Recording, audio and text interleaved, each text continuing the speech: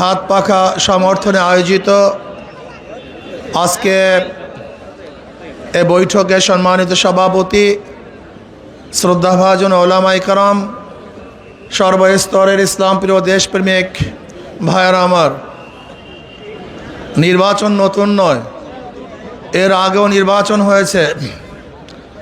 নির্বাচন হয়েছিল ৭০ সনে, নির্বাচন হয়েছিল ৭৩ সনে। ৭০ নির্বাচনে আওয়ামী লীগ সংখ্যাগরিষ্ঠ অর্জন করলেও পাকিস্তানিরা ভোটের মর্যাদা রক্ষা করতে পারে নাই বিধায়ী এদেশের মানুষের কাছে যা যা ছিল সব নিয়ে ঝাঁপিয়ে পড়েছিল। এদেশ স্বাধীন করেছিলাম। স্বাধীনতার ভিত্তি স্লোগান কী ছিল? সাম্য, মানবিক মর্যাদা, সামাজিক ন্যায় বিচার, সাম্য। আমরা সবাই সমান। বাংলাদেশের মুসলমান, হিন্দু, বৌদ্ধ, খ্রিস্টান, যারা ঋষি, কামার, মজদুর, চাষি, সবার অধিকার সমান থাকবে। কিন্তু আমরা কি দেখলাম? যেই স্লোগানের ভিত্তিতে স্বাধীন হয়েছে সেই সাম্যতা আমাদের মধ্যে নাই। আজকে আমাদের বাংলাদেশের অবস্থাটা কি? যে ব্যক্তি গরিব, কৃষক, শ্রমিক, কোনো অফিসে ঢুকতে পারে না, অথচ সে বাংলাদেশের নাগরিক, তাকে ঢুকতে দেওয়া হয় না। এই মানবিক মর্যাদা পর্যন্ত তার নাই। সাম্য, মানবিক মর্যাদা, সামাজিক ন্যায় বিচার। আমরা ন্যায় বিচার চাই। যে ব্যক্তি দোষী, সে যত বড়ই হোক না কেন, তাকে বিচারের আওতায় আনতে হবে। আর যে ব্যক্তি দোষী না, সে আমার শত্রু হলে সে বুক টান করে রাস্তায় হাঁটবে। আমরা সামাজিক ন্যায় বিচার চাই। কিন্তু আমরা কি দেখলাম? সাম্য, মানবিক মর্যাদা, সামাজিক ন্যায় বিচার আজকেও বাস্তবায়ন হয় নাই। ৭৩ নির্বাচনেও ভোটের অধিকার বাস্তবায়ন হয় নাই। ৭৫-এ শেখ সাহেব দুনিয়ার থেকে বিদায় হলেন, জিয়াউর রহমান সাহেব ক্ষমতায় বসলেন। ৭৯-তে নির্বাচন দিলেন। যেই নির্বাচনের পরে তিনিও দুনিয়ার থেকে বিদায় হয়ে গেলেন। ৮১ নির্বাচনে সত্তার সাহেব ক্ষমতায় বসলেন, কিন্তু এরশাদ সাহেব ধাক্কা দিয়ে তিনি ক্ষমতা দখল করলেন। ৮৬ সনে এরশাদ সাহেব নির্বাচন দিলেন, ৫৫ নির্বাচন। এরপরে আবার আন্দোলন সংগ্রামের প্রেক্ষিতে ১৯৯১ সনে বেগম খালেদা জিয়া ক্ষমতায় বসলেন। ভেবেছিলাম এতদিন পুরুষ নেতৃত্ব এদেশের মানুষের আশা এবং আকাঙ্ক্ষার প্রতিফলন ঘটাতে পারে নাই। এবার বেগম খালেদা জিয়া হয়তোবা আমাদেরকে দেশ আসমানে আকাশে উঠিয়ে নেবেন। কিন্তু আমরা কি দেখলাম? ১৯৯১ থেকে ৯৬ পর্যন্ত এদেশ দুর্নীতিতে ৪ বার বিশ্বের মধ্যে চ্যাম্পিয়নশিপ লাভ করেছে। আবার আন্দোলন সংগ্রামের প্রেক্ষিতে ৯৬ নির্বাচনে শেখ হাসিনাকে ক্ষমতা বসালাম। ভেবেছিলাম মানুষ এবার শান্তি পাবে। কিন্তু ৫ বছর যেতে না যেতে আন্দোলন সংগ্রামের প্রেক্ষিতে তিনি আর ক্ষমতা আসলে পারলেন না। ২০০১-এ আবারও বেগম খালেদা ক্ষমতায় বসালাম। কিন্তু আমরা কি দেখলাম? ৫ বছর যেতে না যেতে আবার আন্দোলন, আবারও সংগ্রাম। মাঝখান থেকে মঈনুদ্দিন ফখরুদ্দিন সাহেব ২.৫ বছর ক্ষমতায় ছিলেন। এরপরে 2 মাইনাস থিওরি হলো। ২০০৮-এ ৫৫ নির্বাচন, ২০১৪ নির্বাচন সম্পর্কে সবাই জানেন।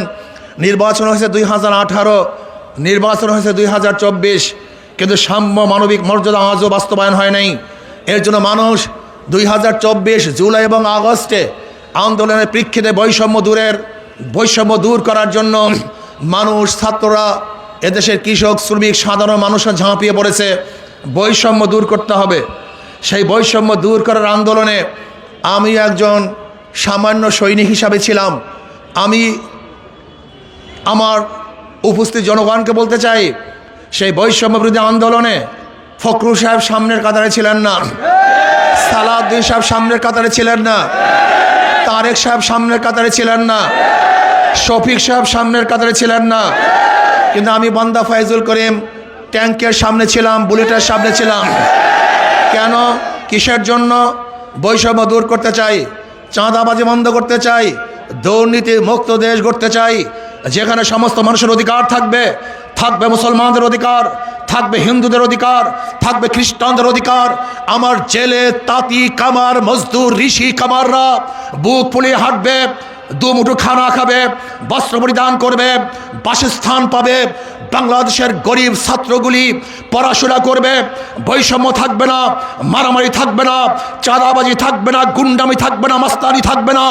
এই বুক ভরা আশা নিয়ে রাস্তায় ঝাঁপিয়ে পড়েছিলাম।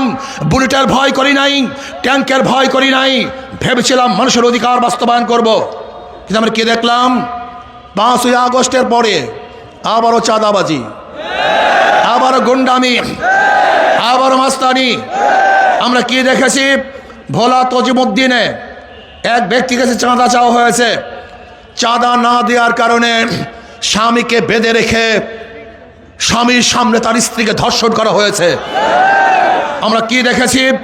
অফিস ভাড়া দেওয়া হয়েছে, মালিক ভাড়া আনার কারণে, ভাড়া চাওয়ার কারণে নির্মমভাবে তাকে হত্যা করা হয়েছে।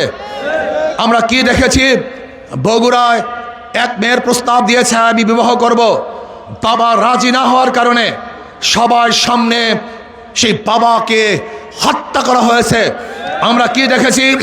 এক যুবককে চাঁদা চাওয়ার কারণে মায়ের সামনে যুবককে হত্যা করা হয়েছে। আমরা কি দেখেছি?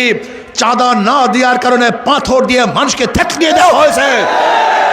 এর জন্য আন্দোলন সংগ্রাম আমরা করি নাই, এই চাঁদাবাজের জন্য আন্দোলন করি নাই, গুন্ডামের জন্য আন্দোলন করি নাই। আমরা কি দেখেছি? 5ই আগস্টের পরে একটা দল হাজার হাজার মানুষের বিরুদ্ধে মিথ্যা মামলা ঠুকে দিয়েছে এবং মিথ্যা মামলা ঠুকে দিয়ে লক্ষ লক্ষ কোটি কোটি টাকা অবৈধভাবে বাণিজ্য করেছে। এর জন্য আমরা আন্দোলন করি নাই, সংগ্রাম করি নাই। আমার প্রিয় বরিশালবাসী, আসুন, ওদেরকে বারবার দেখেছেন, নতুনভাবে আর দেখার কিছু নাই।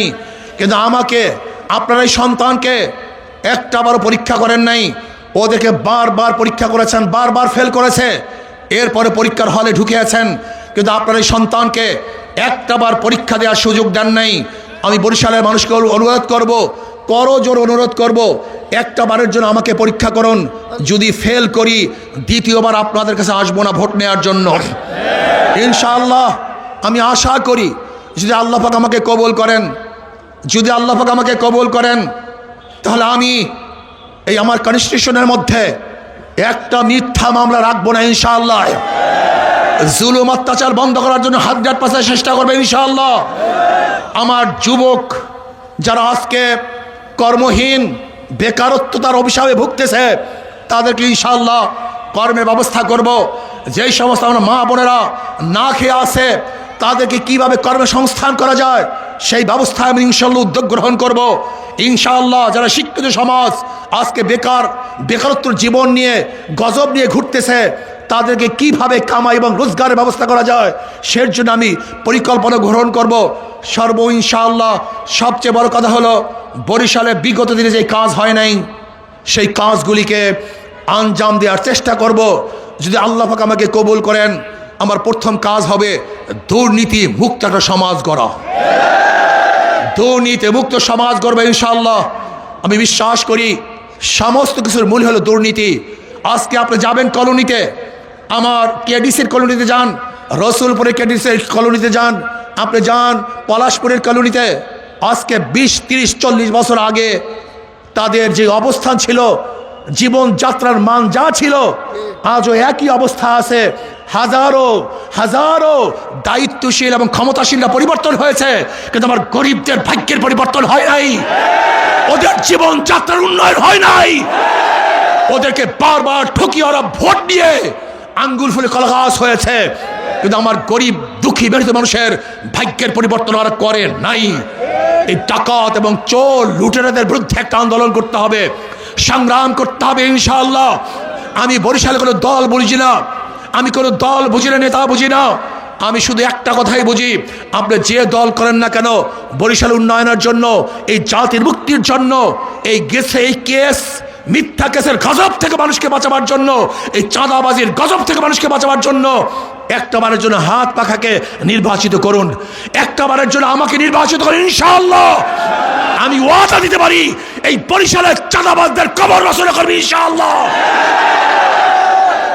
আমি বিশ্বাস করি আমি কনফিডেন্স রাখি আমার উপরে, ইনশাআল্লাহ আমি প্রশাসনের সাথে বৈঠক করে আশা করি ইনশাআল্লাহ যদি আমাকে 12 তারিখ নির্বাচন করেন, আমি প্রশাসনের সাথে বৈঠক করে 13 তারিখের পরে যারা দুর্নীতিবাজ নয়, অন্যায় করে নাই, তারা ঘরে ঘুমাবেন, তাকে কোনো প্রশাসন ডিস্টার্ব করতে পারবে না। আমি ওয়াদা দিলাম ইনশাআল্লাহ যদি আল্লাহ পাক আমাকে কবুল করেন, আপনাদের ভোট পেয়ে যদি আল্লাহ পাক আমাকে নির্বাচিত করেন, আমি সংসদে কোরআন ও সুন্নাহ আন্দোলন করব, কথা বলবো, বক্তৃতা করবো ইনশাআল্লাহ। আমি মুসলমান, হিন্দু, বৌদ্ধ, খ্রিস্টানদের পক্ষে কথা বলবো। আল্লাহ আমাকে এবং আমাদের সবাইকে ঐক্যবদ্ধভাবে এই বরিশাল গড়ার তৌফিক দান করেন।